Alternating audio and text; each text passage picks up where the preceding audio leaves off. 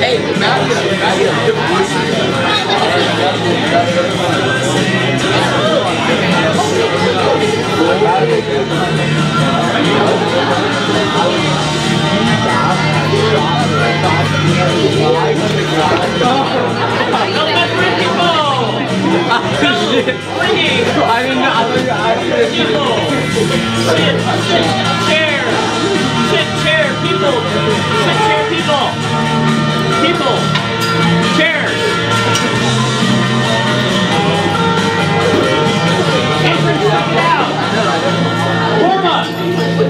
Write about these 4 things.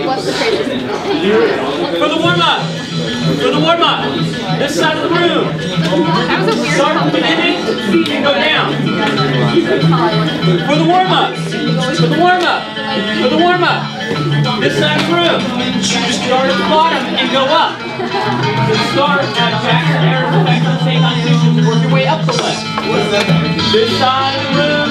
Start with Mayor of the University Hill and go down.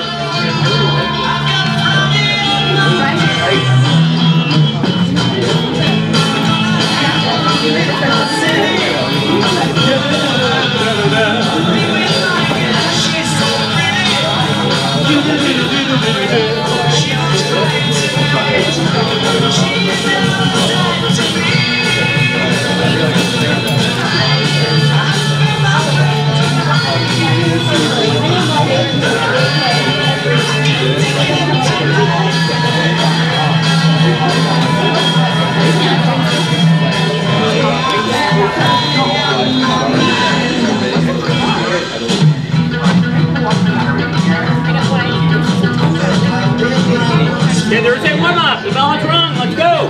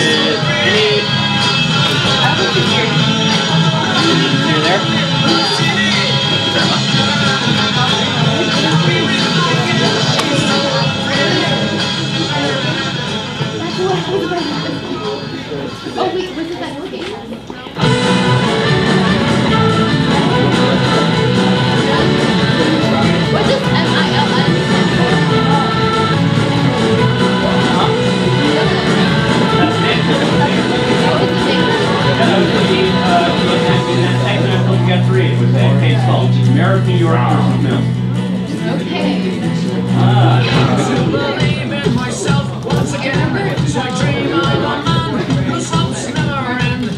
The other one's not working for you.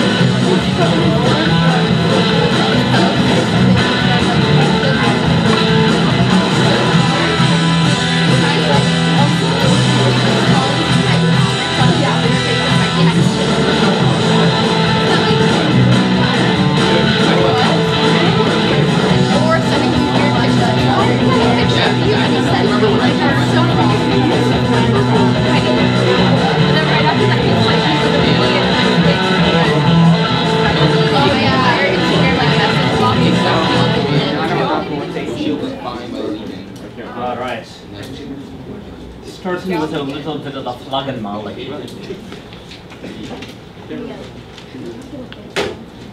So, how are we all today? Well, it's Friday, right? You should be better than, okay? Should be, woo, it's Friday! Man, you're a tough audience. You can't even go on the potential of Fridiness? Nope. Not until 206. Not until 206. There's no potential until 206. Tough crowd. Okay. So, all right, let's see how we did on this. What I hoped was that I kind of guided you to a section of the chapter for you to kind of look at some kind of big topics. And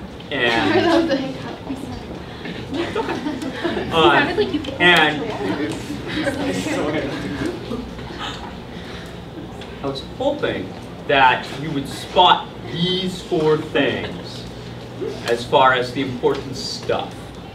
It sounds like from so far all the different classes, about 3 of them you guys kind of get. And there's a couple that I need to come in and help with. So I'm going to start in reverse. Who can tell us a little bit about the Jackson's era's effect on state constitutions? What did the Jackson era do to try and help? Well, the era influenced 20 states to amend the constitution, and these amendments included more of the classical liberals and these fair ideas, which limitated the government's role in the economy and tax. Yeah. So are they more about more government, more about less government? Less government. Okay. So that's definitely an effect.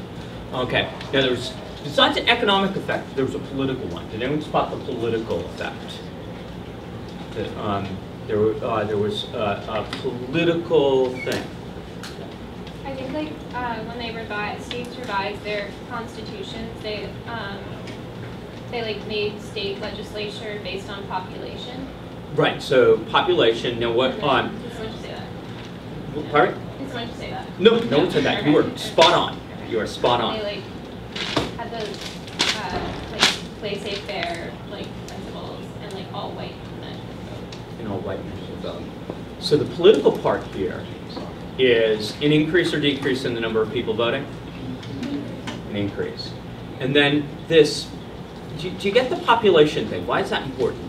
Does anyone get what was going on that basing your districts or creation of districts on population, what was changed? What was being fixed? Is it, there was a particular issue, and I didn't know, I think they talked about the cure in the book, but they didn't tell what the problem was. They didn't tell you really what was going wrong. Do you know what was going wrong? It wasn't an outer state thing. It was an internal within state thing. It's an internal within state thing. Rachel, do you have a thing of what was going on? Do you know? Okay. I thought you had. No, I'm sorry. So, when states are first started, for the most part, they all go kind of east to west. So if you first create districts, okay, voting districts, where are all of those voting districts? They're in the east. Then all of a sudden people move to the west. Because what do? A western district. So you might have 30 districts in the east. And then everybody keeps moving to the west. They're in the western district, or maybe the 2 western districts. What eventually happens is that the population becomes more evenly distributed in the entire state. But where are all the seats in the legislature? They're in the east. And so who basically rules the east? And is that equitable? No. So this redistributing according to population is trying to make it so that districts were more balanced by the number of people who lived there not by the accident of the fact that these districts were made first. Does that make sense? Okay.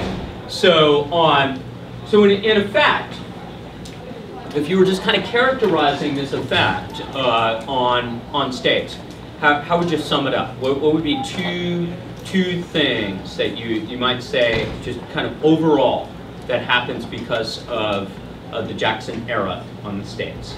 If you were just to summarize kind of those two ideas, the economic ones and the political ones, how would you say? Yeah. The governments have less power and for the opportunity to be extremely. Well done. Okay. Governments have less power, and the power that there is for the people more evenly distributed across the state. Okay. Very good. The next area that I wanted you to write on, see if you can get this.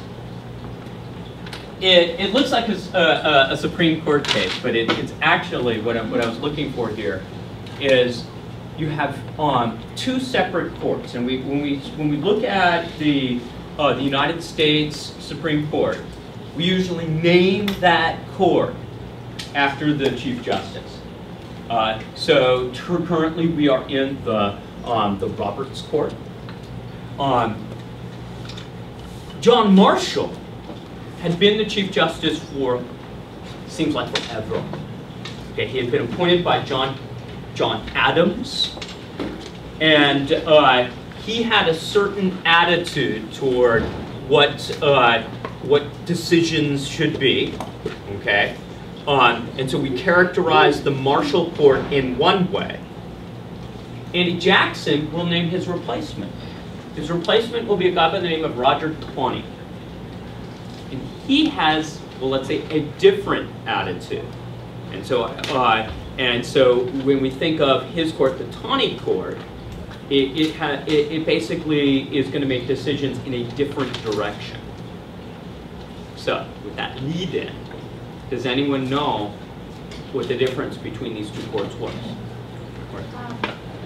Marshall promoted a central government and he emphasized property rights, and Taney's decisions increased states' rights and promoted freedoms.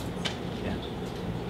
So central power contract law versus free enterprise expansion and states' rights. Different attitudes, different courts.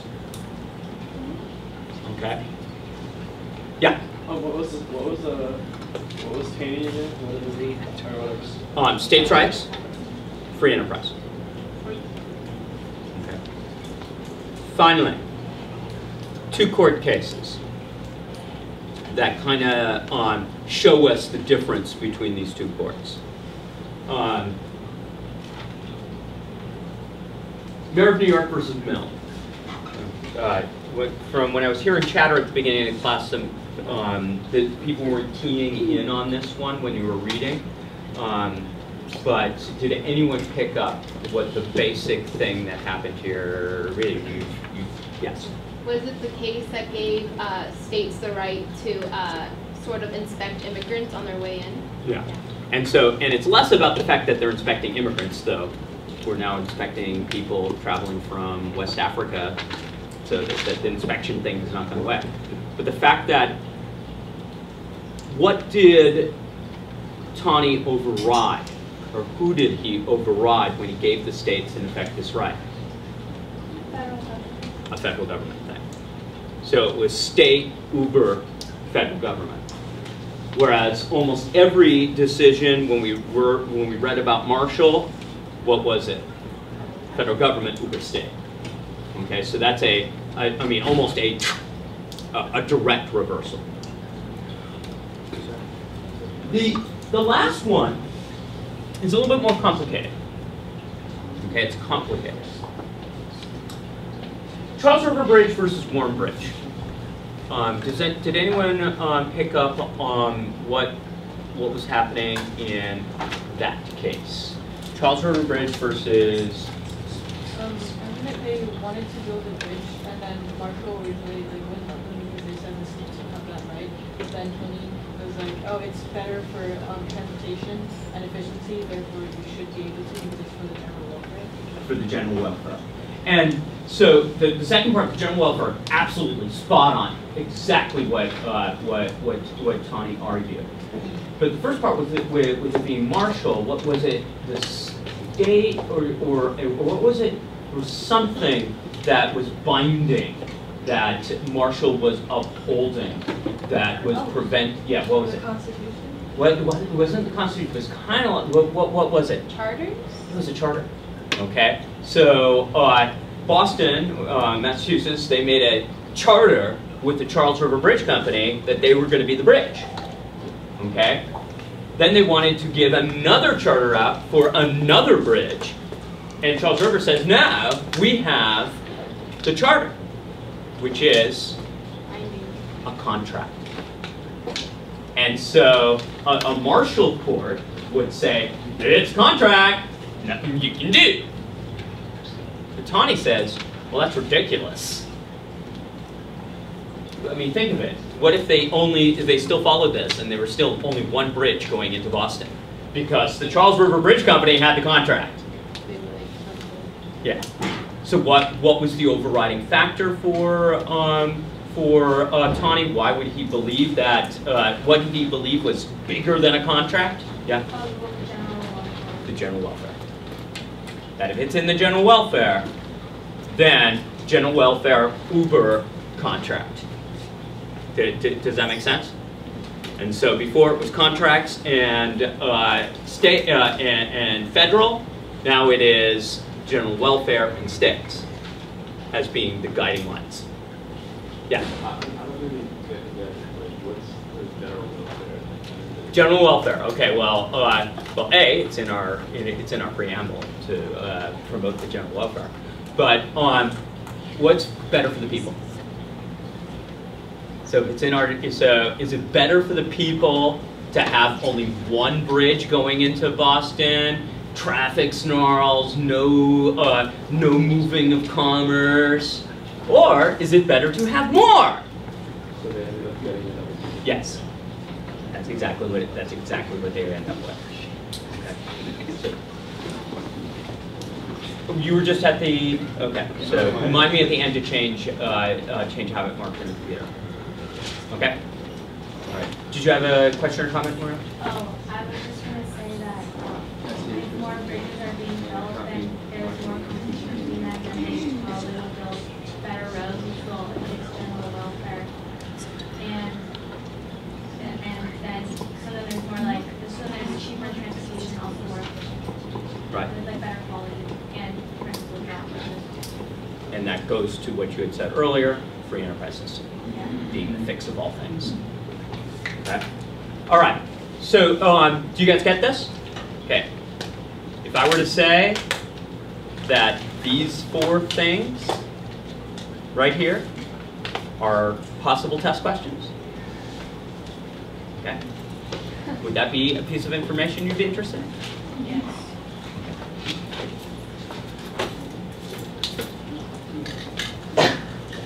All right. So today, my goal. Okay, my goal, I have not accomplished it to the level I wanted to accomplish it yet in 3 tries.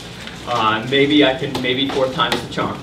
But my goal is to finish off this whole Jacksonian thing by talking about the second 2-party system, the kind of first Jackson post-elections, and then very, very briefly the presidency of this guy by the name of John Tyler, and then move into our next chapter 11, right? Chapter 11, and we'll begin talking about transcendentalism. I have not gotten even near utopian communities yet, so if I finish transcendentalism, I'll be a happy, happy teacher. Okay. So all right. Our mission, ready? Okay, ready for break. Actually, not. Do not write this down. Step away from your pen. Okay. I'm merely putting this in as your transitional thing. Jackson is leaving as president. And for some reason, presidents that were once generals, they have this thing. They like to wave bye-bye. They like to give us a farewell address. And so Jackson says to us, the planter, the farmer, the mechanic, and the laborer all know that their success depends upon their own industry and economy, that they must not expect to become suddenly rich by the fruits of their toil. These classes of society form the great body of the people of the United States. They are the bone and the sinew of the country. But they are in constant danger of losing their fair influence in government, and with difficulty maintain their just rights against the incessant efforts daily made to encroach upon them by the money interest.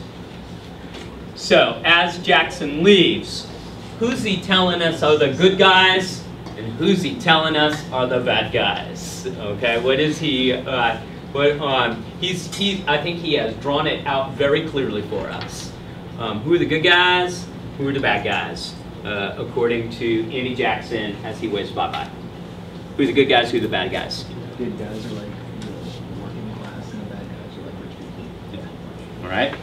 Okay. And rich people, particularly banks, corporations. Yeah. Got it. So we're now going to move on to kind of this second two-party system. Now, when, earlier on when we talked about Thomas Jefferson and Alexander Hamilton, we had the original two-party system, okay? The O2S, okay? And this was the Republicans, or the Democratic Republicans versus the Federalists. Okay, so that system is now dead, and there is a new one replacing it.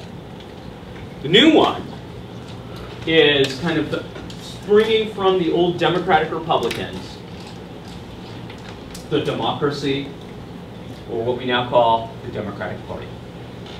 So it's a party that we have actually today. Now don't get confused. Just because it is the same party doesn't mean that it believes exactly the same stuff that it did back then.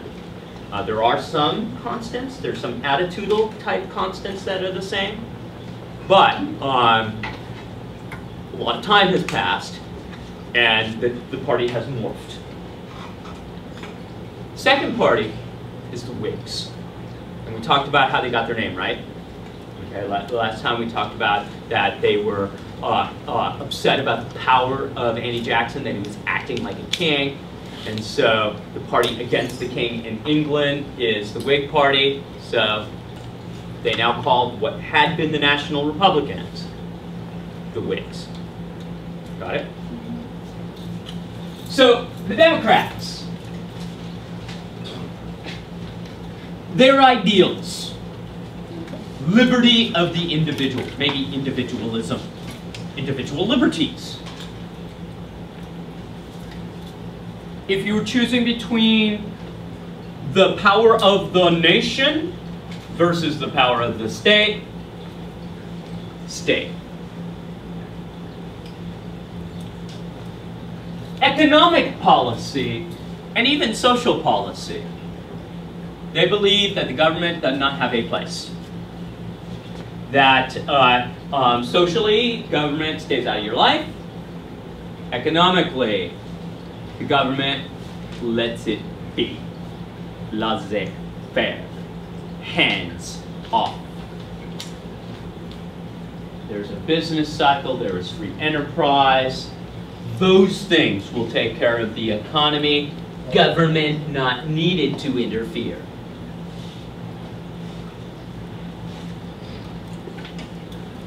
They're also against privilege in government, and what you basically hear, this is pure and simple classism. They do not believe that the government should be a government just simply of the wealthy people telling the poor people what to do. This was still around in the 1930s when Franklin Delano Roosevelt runs for president in 1936. He will say it's need versus greed. Okay? Are you a person in need? Are you one of them greedy people? Okay, that was the divide.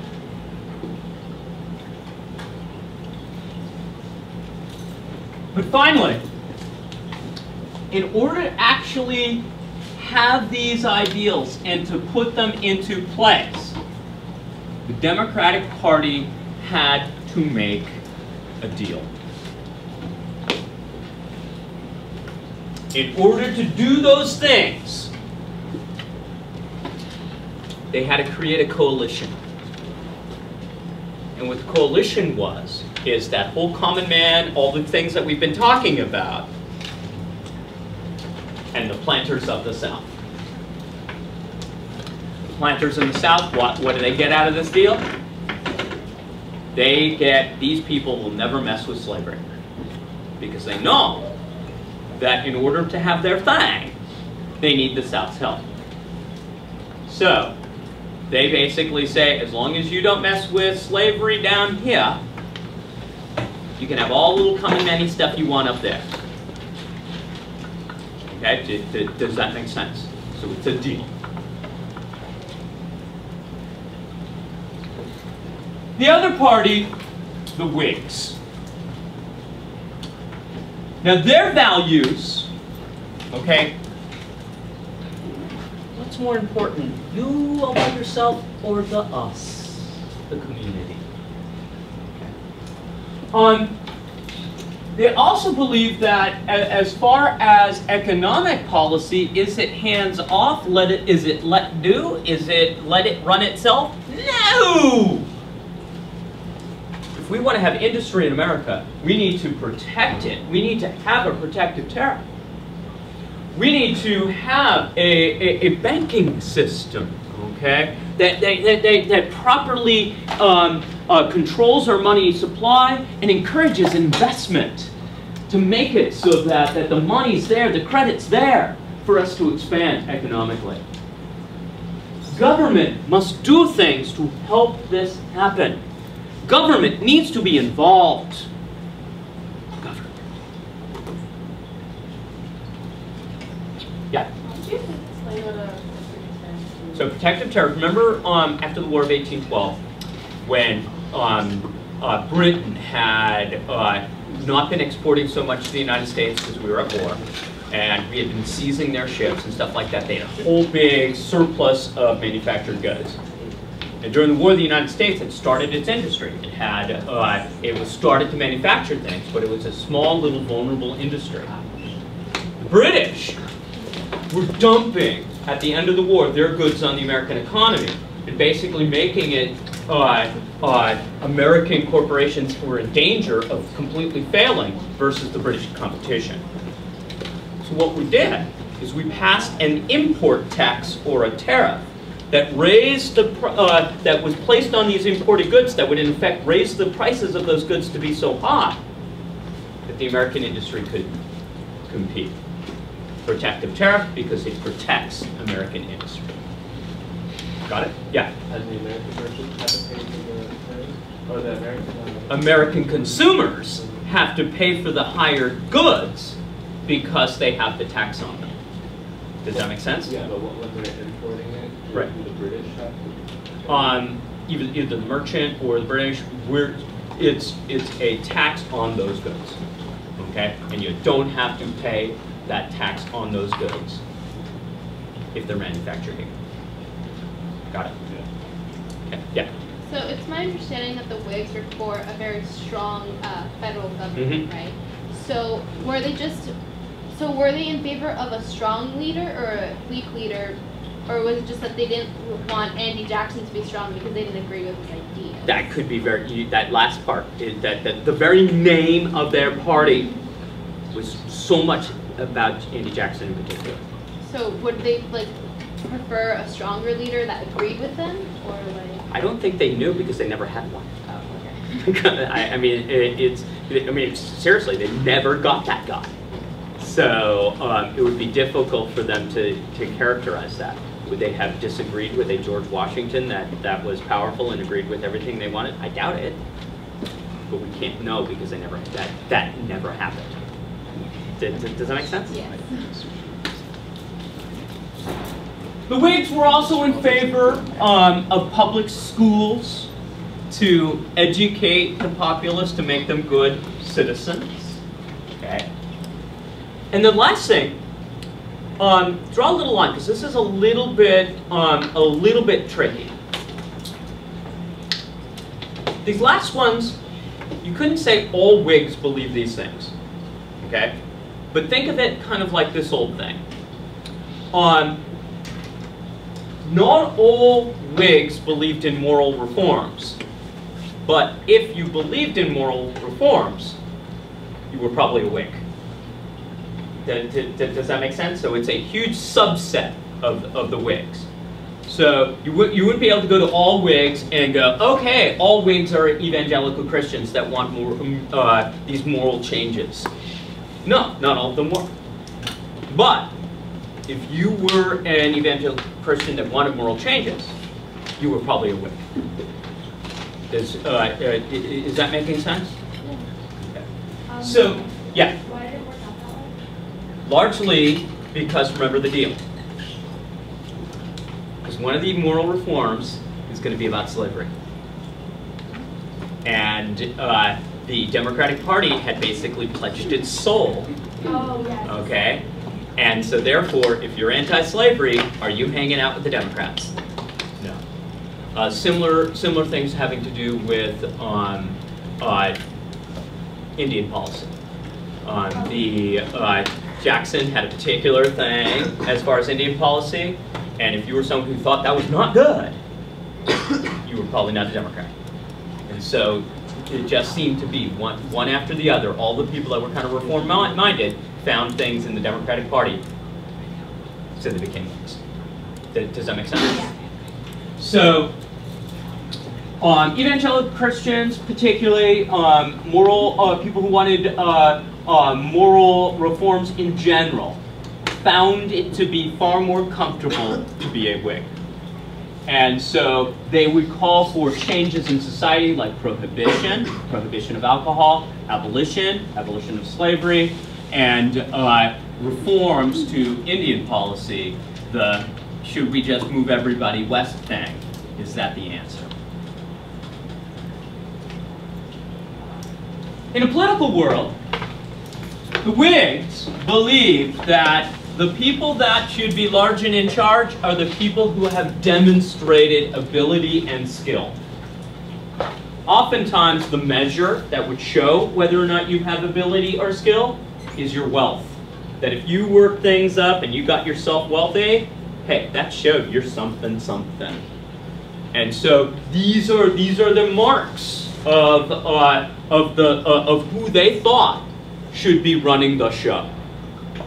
Good ability, okay, wealth, and when we talk about wealth, we're talking about wealth that you earned wealth. Not necessarily all wealth, though.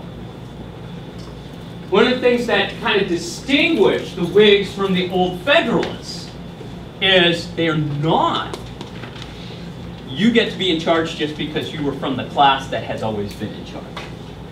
You're wealthy because you were born with money. You haven't shown me anything. You haven't shown me your ability. You haven't shown me what you can do. You earned it. Yes. You're our type of person. You should be in charge. Okay? Did you get kind of the thing here? And can you see it? And I don't think that's a minor distinction. Okay? Between these Whigs, Nationals, Republicans, and the Federalists. That you don't get to just roll out of bed and be in charge. You got to show you got a certain something about you. Does that make sense? Now, the Whigs also have sort of a coalition thing. It's less of a deal. It's more of a result of something. You see, the Whigs are also split north-south. But Southern Whigs are not necessarily Whigs because they're all Whiggy and everything. Southern Whigs had a tendency to be Whigs because they despised Andrew Jackson. Someone like John C. Calhoun, who thought that Jackson's attitude toward nullification is completely wrong. Does he want to be in the same party as Andrew Jackson? No. And so basically, if you have a two-party system, and one party is the party of Jackson, then the other party is the party so very not of Jackson. And so sometimes you join the not of Jackson party, not because it is, oh, I believe in all of these great ideals that the Whigs have, but it's because we all hate Andy Jackson here, right? That's the deal. Huh? So John Calhoun is a notable Southern Whig, but his views do not really match all of these things up here. He particularly rejected this idea of ability making it so you could rise up. Because he kind of thought that there were a group of people that will never rise up. Do you think you can figure out who he's talking about? He's not, the way he will phrase it, the way he will phrase it, it will make it sound like he's talking about wage laborers. He's afraid of another whole group, slaves. He basically argued that in civilization there's always this division between workers and capitalists, and he'll say it in a way that workers should be separate from the people in charge. What he's really talking about is that there are some people who do all the work, and there are the other people who don't.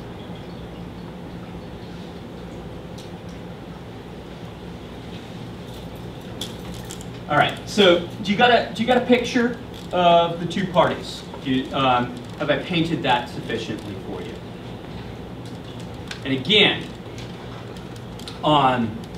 you could probably see a certain amount of cross-fertilization between these two parties making up our current two-party system. There are some things that the Democrats back then that are the same, but there's a lot of things that the Whigs did back then that are the Democrats. Okay. Now there are two other, So John C. Calhoun would not embrace like how the Whigs in the North promoted like merit things. Only in that there were certain people that were meant not to be in charge. And in the South, there is a certain amount of aristocratic by birth. Plantation owner's son. Who runs the plantation in the next generation? The plantation owner's son. So is that so much about merit and worth, or more inheritance? Okay. So that was kind of how the South and North split. Yeah. So it's more that they're only there because they're anti-Jackson, as opposed to being there for what the party was about. Okay? You know, people have different reasons for going to the party. Now, at this time, there is also going to be some other parties. Today, we would call them kind of like third parties. And if you're to characterize the effect of third parties in the United States in its history for the most part, third parties, well, they don't win. They just don't. But that doesn't mean they're not important. Because what third parties often do is they're going to take an issue and shine a spotlight on it. And when it shines that spotlight, there'll be a certain number of voters, okay, that will vote based on that issue for that party. Now again, they don't win. But what they might do is force one of the other two parties to lose. That party will, in effect, almost steal votes from one of the two parties, okay, which makes it so the other party wins. And so then, what do the other two parties do? Well, they usually notice usually address the issue, at least one of them addresses the issues, to get those voters now onto their team. Okay? This is oftentimes how big issues get addressed in American politics. First of these kind of third-party things that do this was a group called the Anti-Masons, or the Anti-Masonic Party. The best you could describe these people is that they are original conspiracy theorists in American history, okay? You all know about these people who think that, oh, it's all a conspiracy, it's not what we think, there's stuff going on that we don't know, right? These are those original people. Now, the original conspiracy in America is that who controls the American government? It's not a democracy. It's not who we vote for. It's not what we see. It's the Masons. You see, the Masons are a secret society. If you look at the first 7 presidents of the United States, you know what they all were? Masons. You look at the people who led the United States Supreme Court early on, no matter who they were, guess what they were? Yeah, Masons. If you looked at the United States Senate, who were in the leadership positions of the United States Senate? Yeah, Masons again. So the Masons, largely it's a club. Its views and values were kind of based on, if you look at all the religions kind of around the world, there were some things that they all had in common, like doing good, okay? And kind of what this club does is like maybe we can get past the religion and maybe we can just do good thing. It was kind of a creature or creation of the Enlightenment. But they held their meetings in secret and they never really told anybody what they did there. And so if you do your meeting in secret and you don't tell anybody what you're doing in that meeting, what does that make us all think? Doing something like controlling the government. Right? Anyway, the Masons came into kind of popularity during the Jackson administration because there was this one guy, his name was William Morgan. He'd come out and he'd say, I'm going to tell everybody what Masons actually do. I'm going to write a book. Well, just as this is announced, William Morgan is arrested. And who did the police officers have a connection to? The Masons. And then while he's in jail, what happens to William Morgan? Somebody broke into the jail, got him out of jail, and he was never heard from again. It's the Masons, people! They must have done it. And so they basically get everybody so hot and bothered about the Masons that they form a political party. Okay? They run this guy by the name of William Wirt in the election of 1832. He loses. But as crazy as the anti-Masons sounded, they made some really good points. One of their points is, how do you choose somebody to be the elected person, to be the nominee for your party? Well, back then there was no actual real system. It seemed to be things done in smoke-filled rooms, back rooms, whatever. What the Masons said is that in order to choose a candidate, we should do it in a big open forum at a convention. So guess what we now do for all nominating people for parties? We have a convention.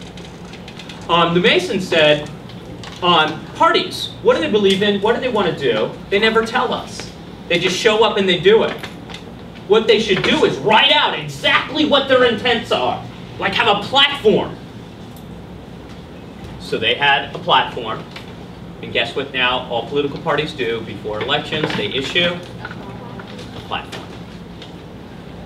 So again, this openness in government, this idea, okay, that the Masons were so, anti-Masons were so crazy about. Turns out that actually, maybe them telling us a little bit about what's going on is kind of good. Now, the Masons end up being pretty much absorbed by the Whigs. Second group, this isn't really one party, it's kind of a whole bunch of parties. They were called working men's parties. And they arose around the time that unions were being crushed. That if you went on strike, we're going to issue an injunction, throw you in jail. It made unionism almost impossible. So what did workers do? Well, they figured out, well, maybe we can form political parties. And instead of pointing our efforts directly at one employer, we'll brandish our vote. We'll use our vote to try and get legislatures to pass things that help working folk. And so these working men parties wanted social reforms like ending debtor's prison, fair taxation for workers versus rich people, and, well, public schools. Well, their public schools is less about educating the populace the way that the Whigs wanted it. Their public schools are for a different reason. If I say, you have to be in school today, where are you not? Where are you not? You're not working in a factory. Public education is a end around child labor laws. If you have to go to school, you cannot be working in a factory. Secondly, there's a second bonus for working folks. If y'all are not working in factories, what happens to the number of people out there looking for work? Wages go up. So, one of the reasons why y'all are stuck here today is so that working folk can make more money. Got it? Anyway, they will have a victory in Pennsylvania. Working men's parties will force the state of Pennsylvania to have tax-funded public schools. But many of the things that the working men's parties wanted were very similar to the Democrats. And so eventually they are absorbed by the Democratic Party. Got it? So this brings us now to kind of the two post-Jackson elections. The first one is the election of 1836, and basically the election of 1836 can best be described as a scheme. You see, Andy Jackson kind of handpicked his successor. The guy who had been so much into the creation of the Democratic Party, Martin Van Buren, is now Andy Jackson's choice to be kind of his successor. Now that's going to be a hard person to beat. So the Whigs, lacking a big national candidate, well, they did have one big national candidate, but they didn't want him. Who was the big national candidate that they did not want? They didn't. Calhoun wasn't quite national yet. There's someone who's bigger nationally that they do not want because he loses. Henry Clay. Okay, so they're not going to run Clay. But since they don't have another big candidate, what they do is they run regional candidates. In the Northeast, they run a popular Northeastern Whig against Martin Van Buren. In the South, they run a popular Southerner against Martin Van Buren. And in the West, they run a popular Westerner against Martin Van Buren. So regionally, they've got somebody popular going against Martin Van Buren head-to-head, hoping to beat him just in that region. Why?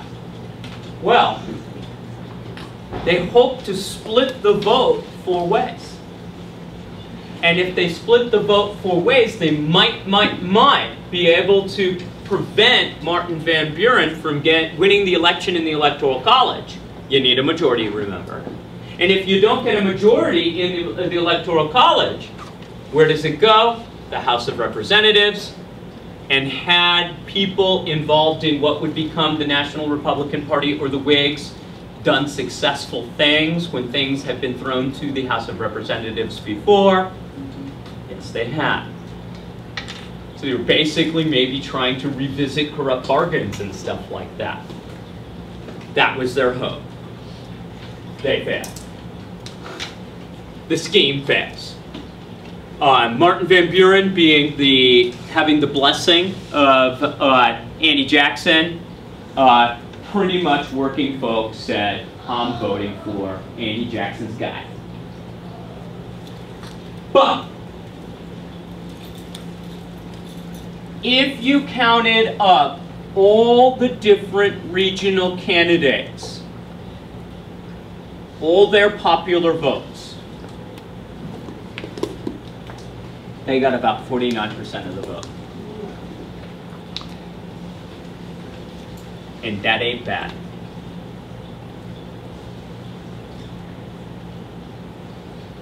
It showed that there was some wide appeal for Whig ideas. Got it?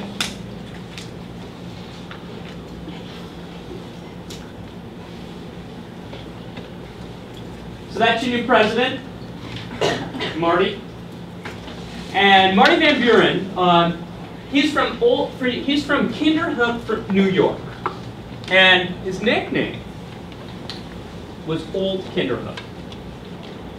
And when people wanted his approval on their memos or on what they were doing, they would go and ask him for approval, and he would signify his approval by writing his initials based on his nickname on their documents.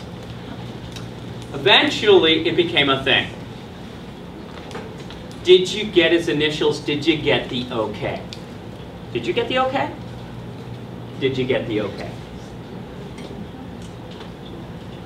And that is why things are okay.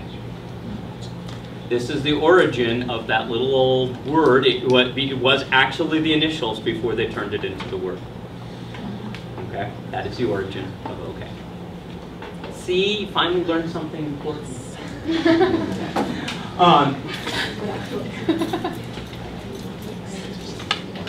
But Martin Van Buren is going to be left behind kind of a little gift from Andy Jackson. You see, there's this weird thing that often happens. A two-term president, when they leave, they oftentimes leave their successor with a bad economy. Okay? It's happened recently. Well, same thing happens with Andy Jackson. Just as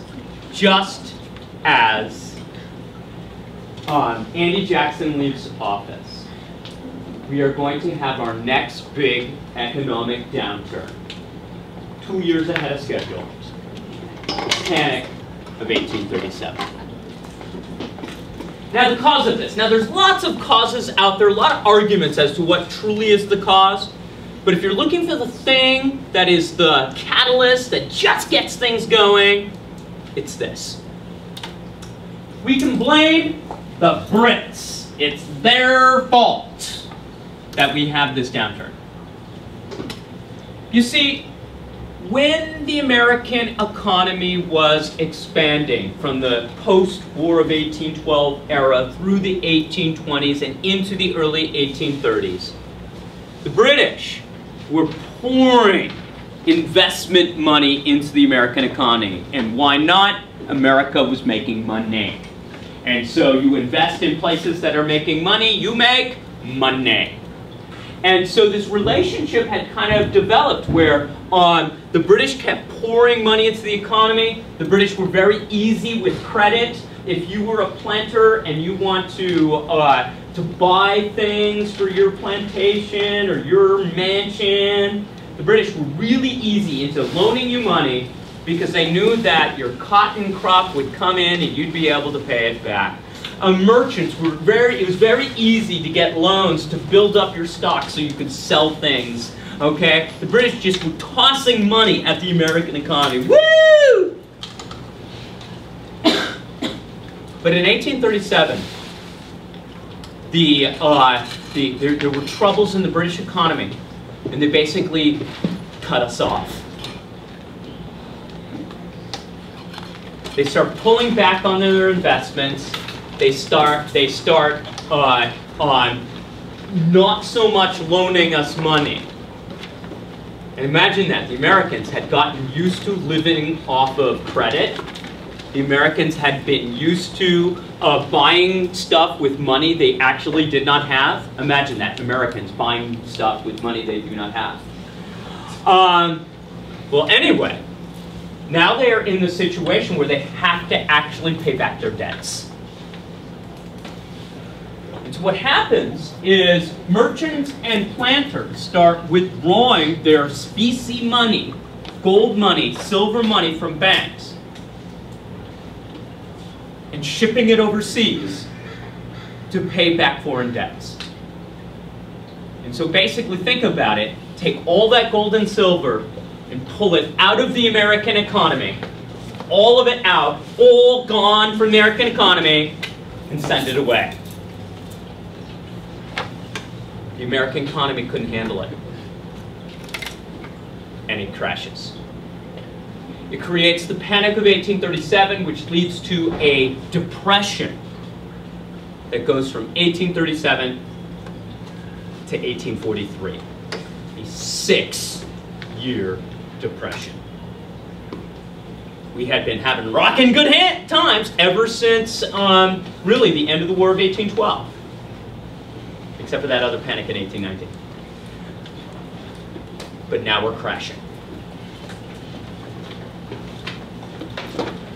The Democrats, okay, and Martin Van Buren, you guys remember what their attitude, their economic policy is? Laissez-faire. Do nothing. How are you going to fix the economy? How are you going to do nothing? It fixes itself. It's a cycle, you see. It's bad now, it will get better later. Step away from the economy. Do nothing. And so, the basic policy of Martin Van Buren is to let it run its course.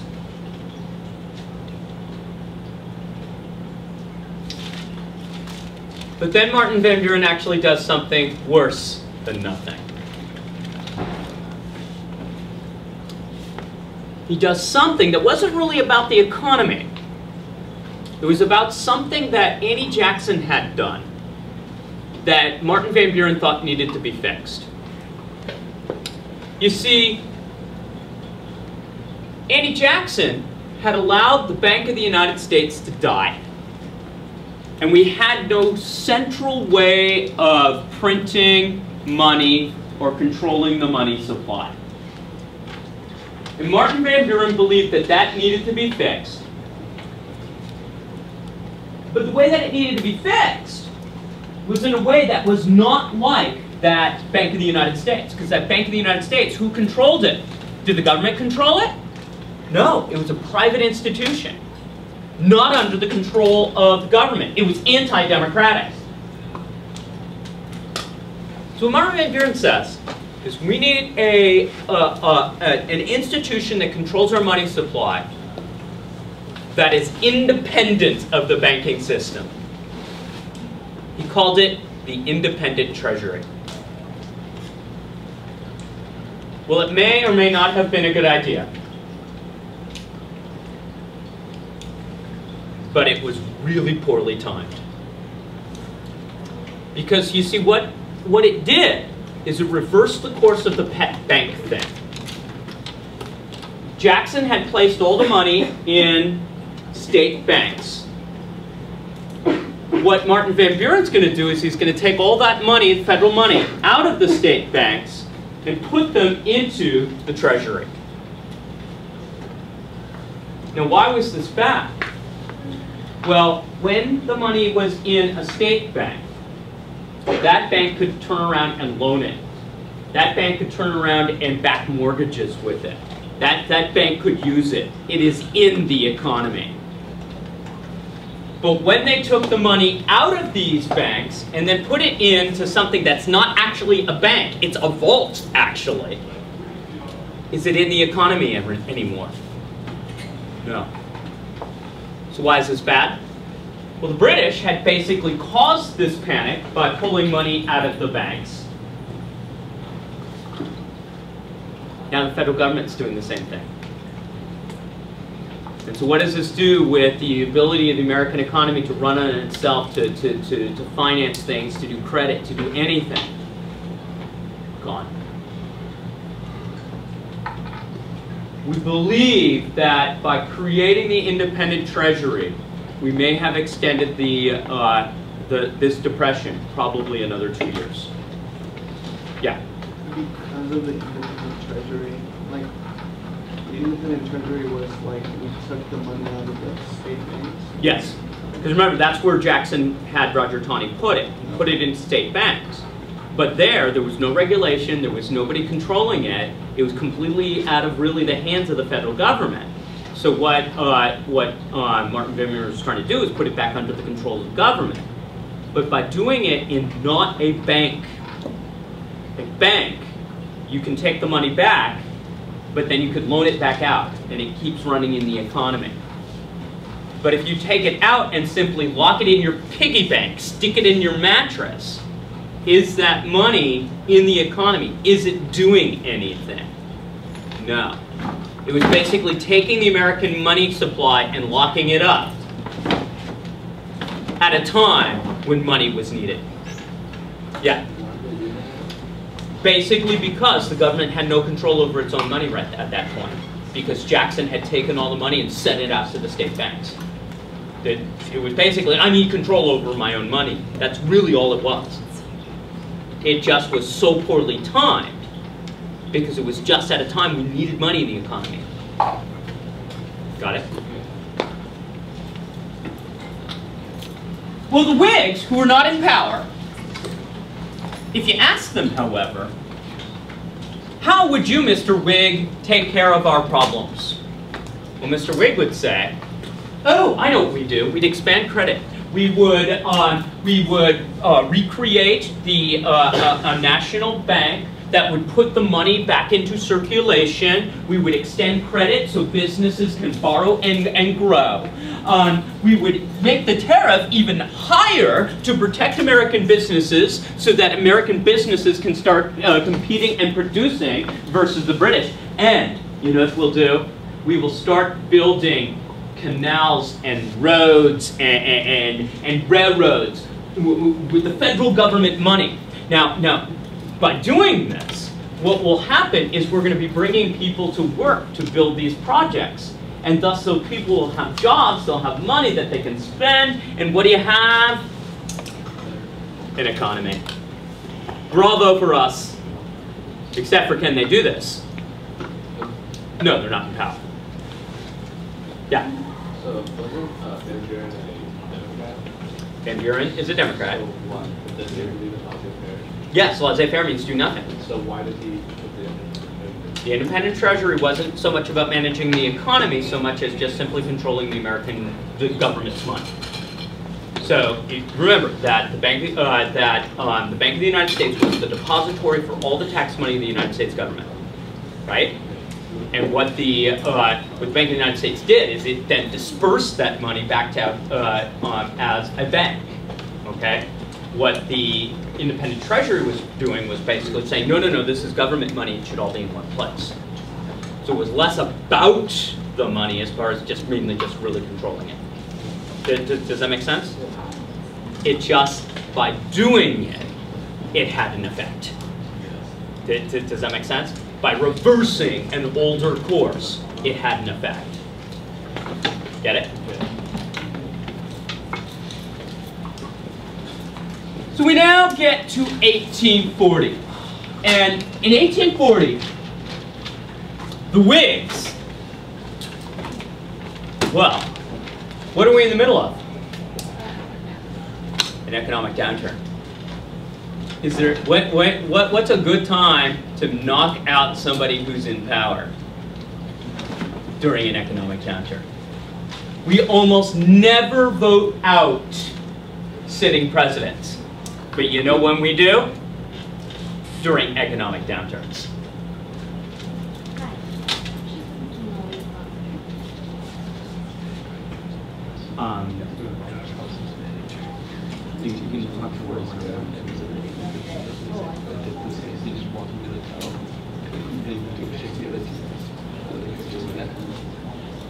So, the Whigs realize that they've got an opportunity.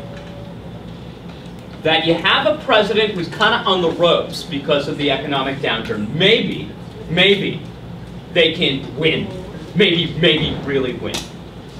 And so they're going to leave nothing to chance. They're going to basically campaign for the presidency in a way that nobody has ever campaigned for the presidency ever before in American history. They change everything on the way that we try and get people into office. What they do is closer to a modern today political campaign than to any campaign that had existed before this point. They're going to hold big rallies and speeches and parades and mass meetings. They're going to have banners. They're going to have pins. They're going to sing songs. They're going to do whatever it takes to make sure everybody knows about their candidate. The election will be between the sitting president, Martin Van Buren, and one of the guys who was a regional candidate in 1836 that actually did pretty well. His name, William Henry Harrison. And we have met Mr. Harrison before. Way back before the War of 1812, or early years of the War of 1812, William Henry Harrison was the governor of Indian Territory, or Indiana, and he had been sent after Tecumseh's forces on the banks of the Tippecanoe River. There, he had defeated Tecumseh's forces under Tensicala, and by winning this big Indian battle, he gets the nickname Old Tippecanoe. So, William Henry Harrison will run on the slogan, Tippecanoe, and Tyler too. Tyler was running for vice president. Okay? Now, the Whigs will run what was known as the Log Cabin Hard Cider Campaign. Okay?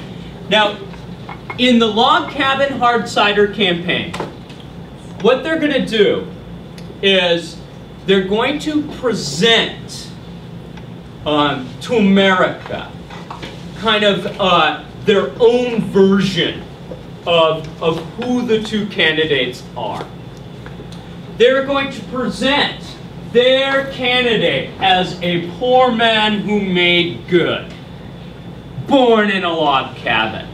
Now this is of course a lie. He was not born in a log cabin. He was born very wealthy. He was among the first families of Virginia, some of the wealthiest families in all of Virginia.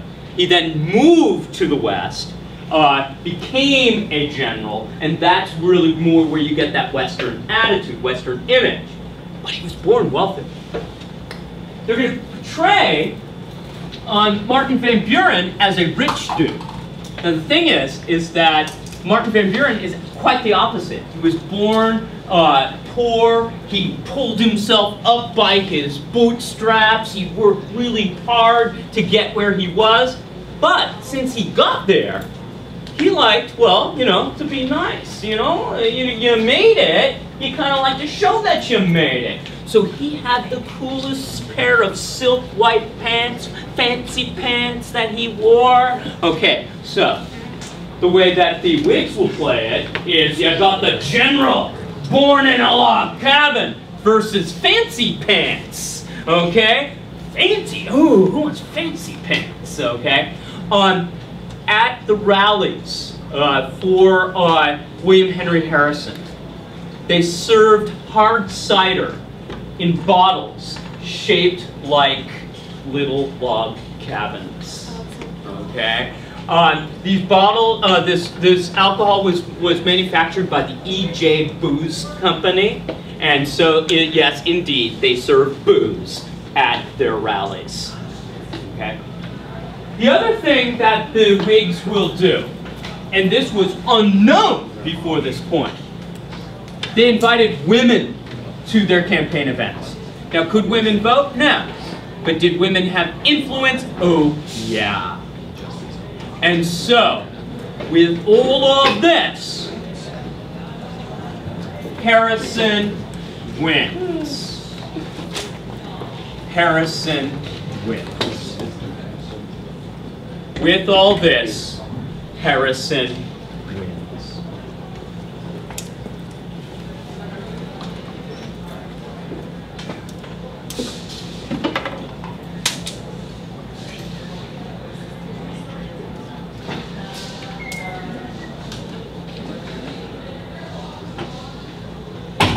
Ninth graders measuring things.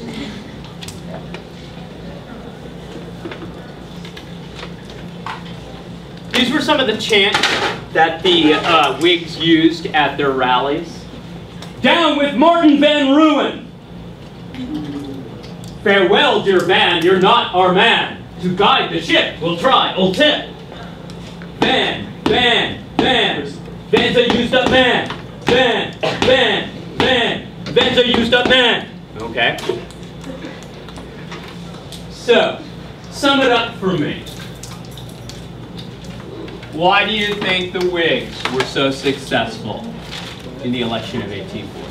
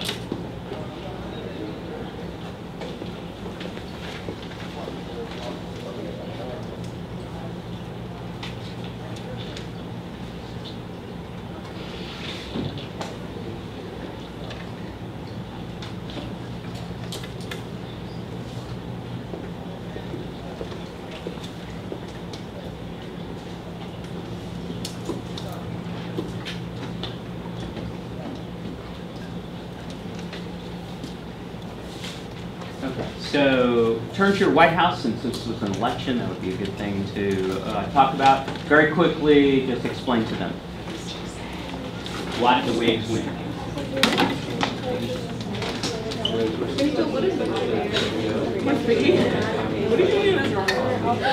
Yeah, their candidate has an American sort of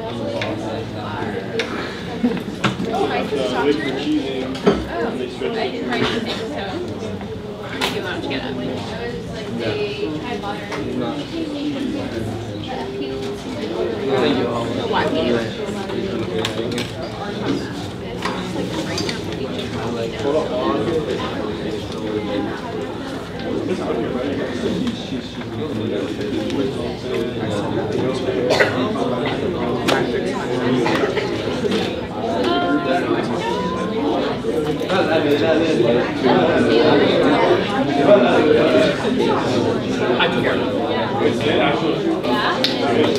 All right, so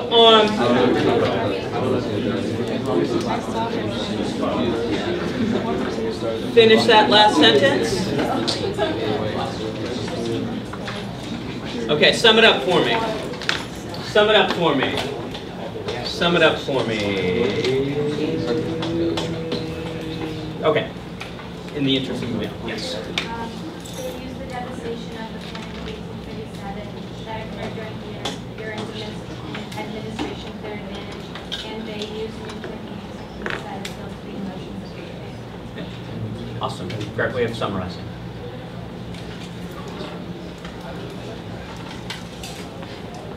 I would say poor choice, poor color choice here.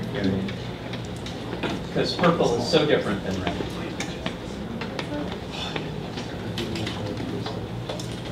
So here you have it, ladies and gentlemen. William Henry Harrison, 9th President of the United States, and oh boy did he have plans.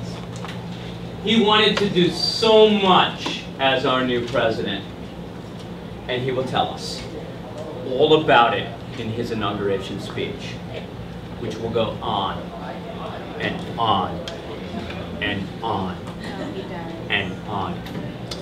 But he gives it in the rain. He gets pneumonia and dies. Now, by the way, this starts a little trend. Every president from 1840 through 1960 elected in a 0 year will not leave office alive.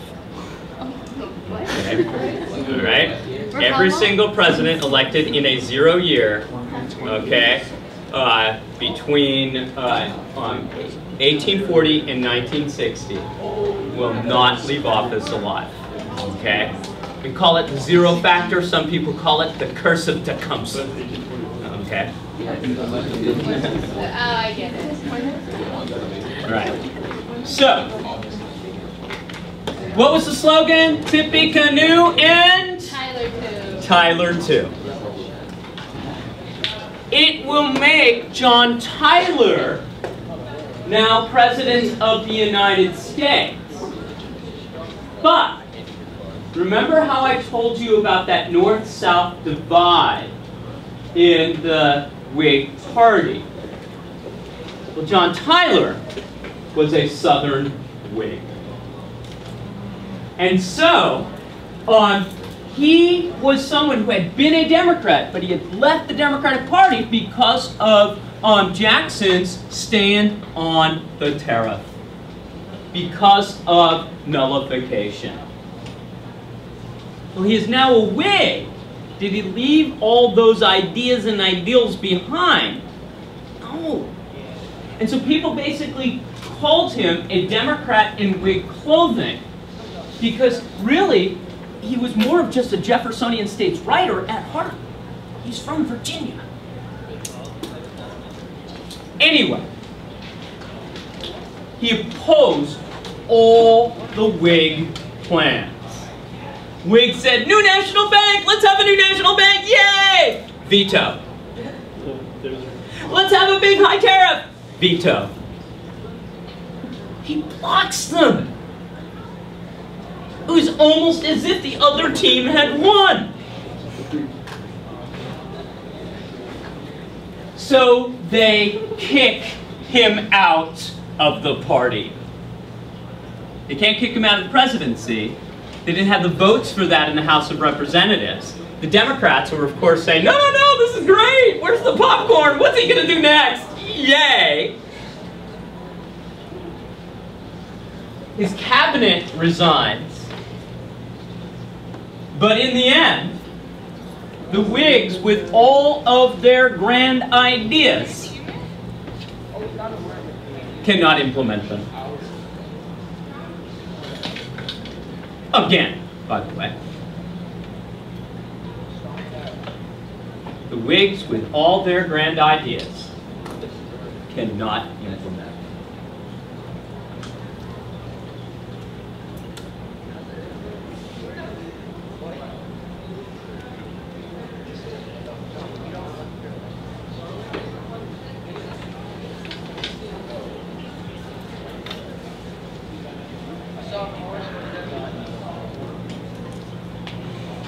Yes. His cabinet, all the people that he had been appointed as the advisors, a lot of them had actually been appointed by William Henry Harrison before he died. They just all leave because he's not acting like a Whig. So you know, Do they want to hang out with him in his lack of wigness? All right. So very quickly, grade on vis-a-vis the Panic of 1837.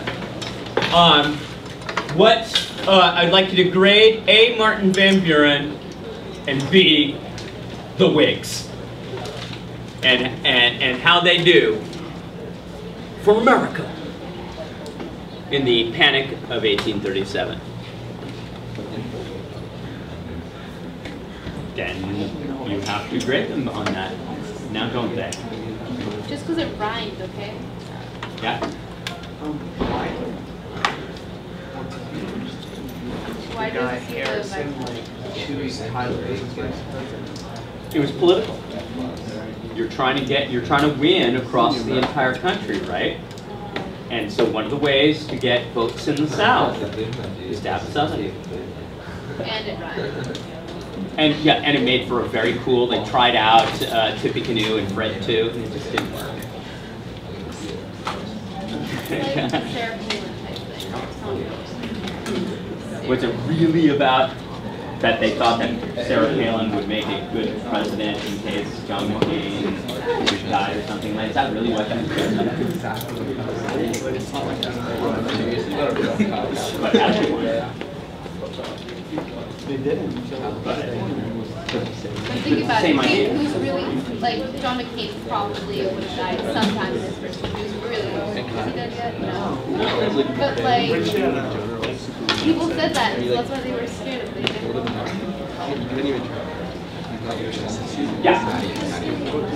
yeah, just a letter grade. All right, so let's very quickly on what do you think about Martin Van Buren? You think woohoo or or okay on 3. On 3, you're going to vote either woohoo or okay.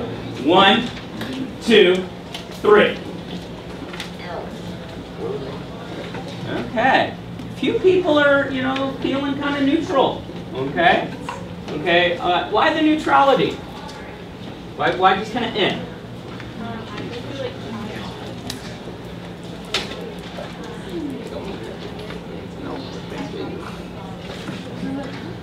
That was actually the Whigs side. So you didn't do that. What's your thought? Okay. What do you think? I said no. I said they both failed. Oh, you said both. So do we need to do that vote too? So very quickly, let's do the vote on the Whigs. Woohoo! Or okay, 1, 2, 3. Yeah, we have an era of failure, don't we? Okay. They tried. They tried. They get a C for that. They tried. They get it, yeah. You give them snaps for trying? Yeah, what? Golf clap. Okay, golf clap.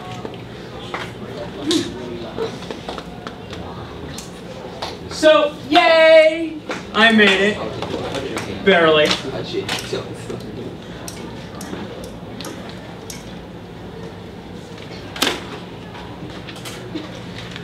Yay, I made it barely to chapter 11. And so basically what we're going to do now is we had this era of change. We're now going to see how that kind of affected the people. What changes do the people want to kind of bring about? What reforms do the people want to bring about during this era? In effect, we saw that the Second Great Awakening had inspired a reform movement. We talked a lot about that. Those were those middle-class reformers trying to help people out. Well, that's going to basically give way to a second wave of reform in the 1830s and the 1840s. And the second wave of reform is going to be more about kind of the people that got left out. The common man era, well, was for these common men. Women not included. So one of the things we're going to have in this era is the very, very beginning of the women's rights movement. The second thing about the common man era is that the big deal that the Democrats had made to get into power basically preserved slavery. And so another reform movement is going to be, well, maybe that whole deal is wrong. And another movement begins in this era, the abolition movement. It was an era where in the United States we see kind of one of our, what does it mean to be American? One of the things that is believed to be a characteristic of your typical American emerges. The idea was individualism. Now our friend, Alexis de Tocqueville, remember Tocqueville wanders around America giving his opinion on everything. And so yet again, we have Tocqueville's view. Tocqueville believed that the rapid economic growth and the geographic expansion of the United States at that time had weakened traditional institutions. Traditional institutions like government itself and churches. And if you don't have these traditional institutions that are basically working for you or on your behalf, who has to take care of you? You. And so here in America, we get this attitude that Americans must fend for themselves. It's called individualism. Now, interestingly enough, this creates kind of a Jekyll and Hyde thing in America. When should the government or whomever do stuff for us? And when should we do things all by ourselves? You see, even the two major political parties today, okay? One party says, healthcare! And the other one says, no, no, no! Okay? We should do it for you! No! You should buy it yourself. Okay? This attitude back and forth, this characteristic of what it meant to be American. Individualism or not. Stemming from this idea of individualism, okay, is what you could describe as the very, very, very, very first truly American philosophy. It's a philosophy known as transcendentalism. Okay, so now I'm looking out here and seeing which of you people have Ms. Skorbanski and which of you have Mr. Klima. Other classes haven't gotten there yet, but usually the Klimites are going, and Skorbanski seasons, oh, transcendental. Okay. So, it's funny it works that way. Anyway. Transcendentalism is a philosophy that is really almost like a collection of philosophies.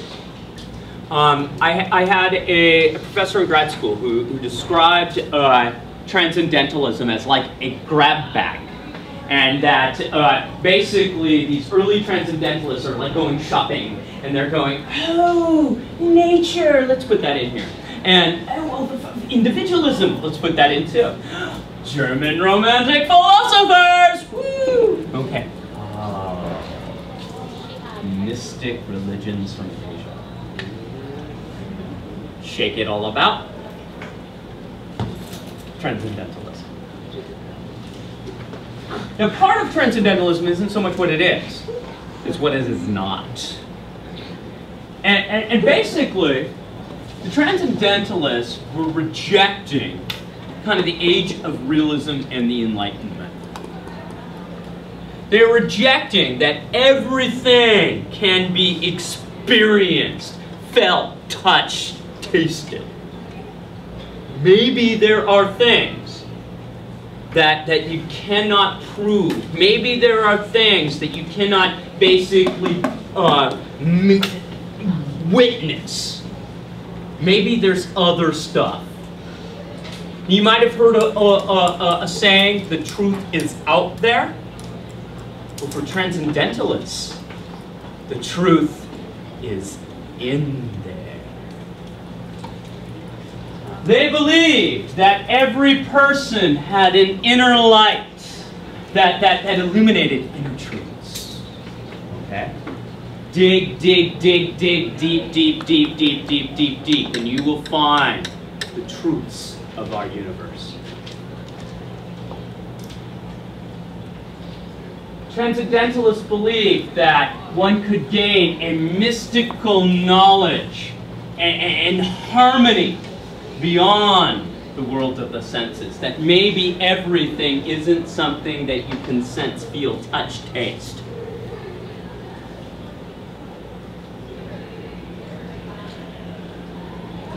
And if you dig deep enough, you can touch your own soul. Which means something like touching God.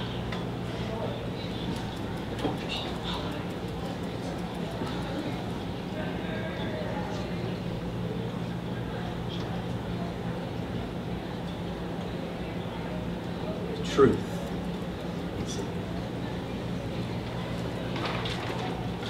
You can transcend.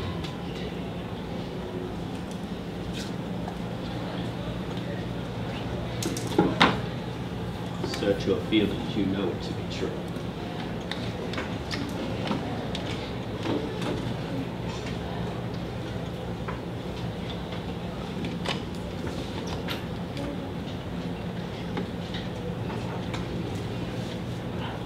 Transcendentalists numero uno.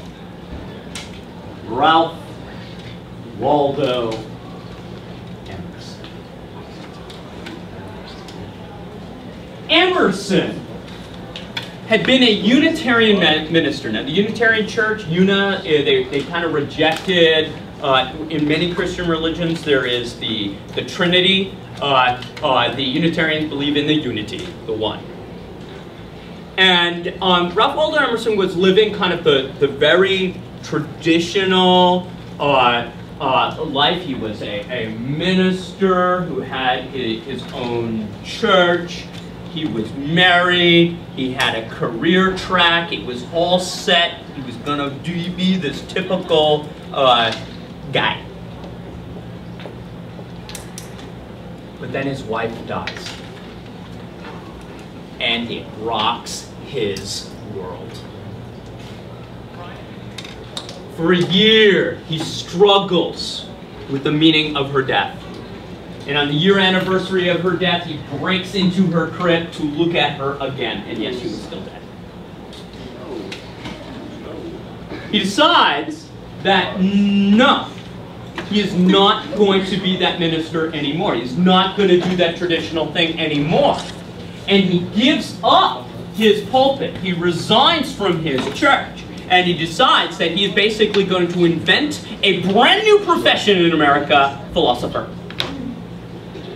And what he's going to do, he's going to write this stuff down. And he's basically, people are going to pay to buy his stuff, pay to listen to him talk about it. And yeah, by the way, he makes a lot of money doing this. Right? He invents a new profession. Okay? Yeah, definite. He's your first self-help guru. No, right? He advises us to reject old conventions, to typical conventions in society. He wants us to discover our original relationship with nature. In fact, that's his first big essay, very complicatedly titled, Nature. He believed that spending time in nature would promote an individual's mystical union with God, or if you want to play it this way, your oversoul.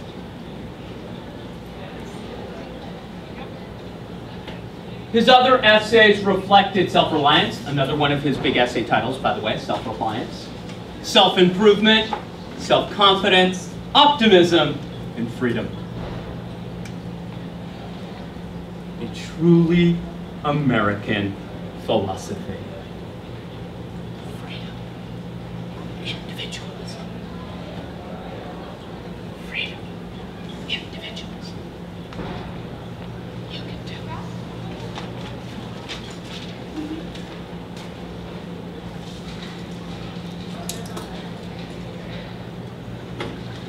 he takes advantage of a trend that had developed at that time. In this era where we're starting to really kind of push for public education for the young, a movement develops for people that are a little bit older. What they would do is they would invite experts in various fields into a town hall meeting, and they'd have them give a lecture about what they know, what they can, and share. These lectures were paid quite handsomely. This is one of the ways that Emerson makes his money. It was part of a movement that was known as the Lyceum movement. The Lyceum.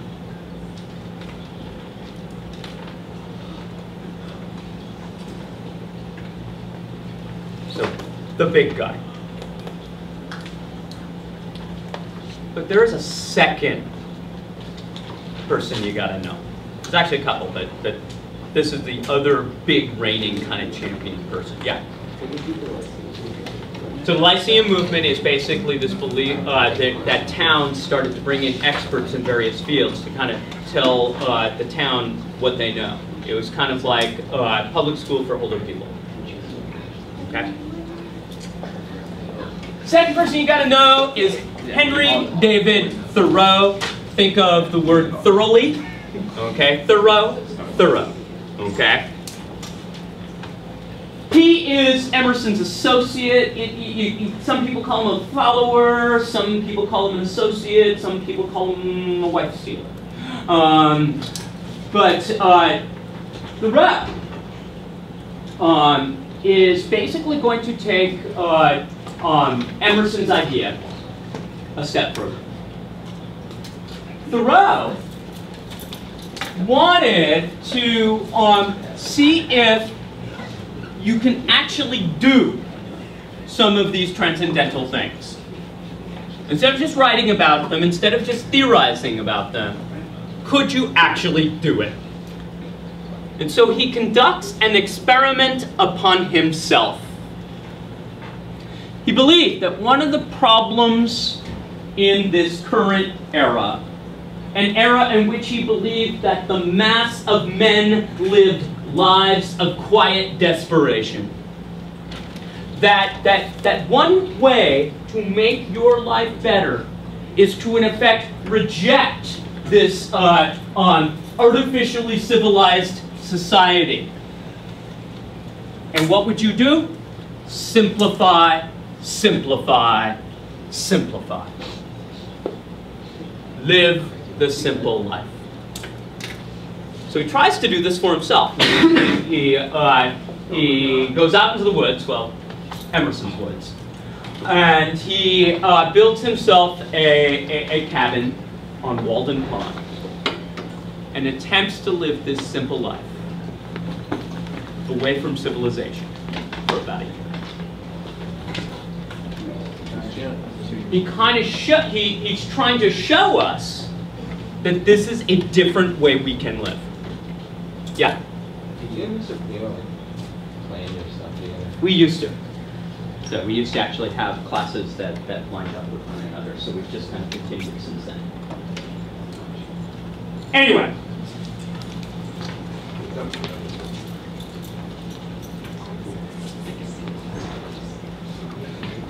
Thoreau is also famous for a second set of ideas. Thoreau was troubled by some of the things that were going on currently in American society, most notably slavery. And he thought that, what can we as citizens, what can we do? I mean, here it is, they have this big institution of slavery, nothing we can really do about that. But should we help that institution? And so Thoreau came to believe that some of his tax money was subsidizing the institution of slavery. So he basically refuses to pay a tax. He gets placed in jail. and quickly gets bailed out. He doesn't have to like spend a lot of time there. But what it helps crystallize for him is a philosophy of what you should ought to do if you believe a law is wrong. His idea was civil disobedience. That you deliberately resist or disobey an unjust law. Now you're willing to take the consequences for it, but you violate a law that you think is absolutely wrong on purpose.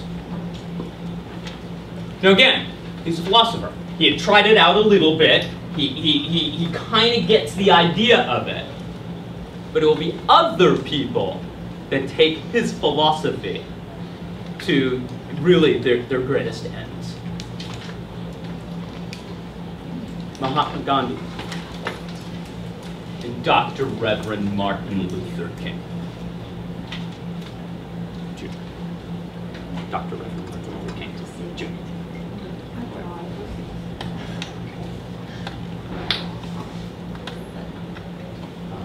So, I didn't finish Transcendentalism. I'm going to talk a little bit at the beginning of next period about a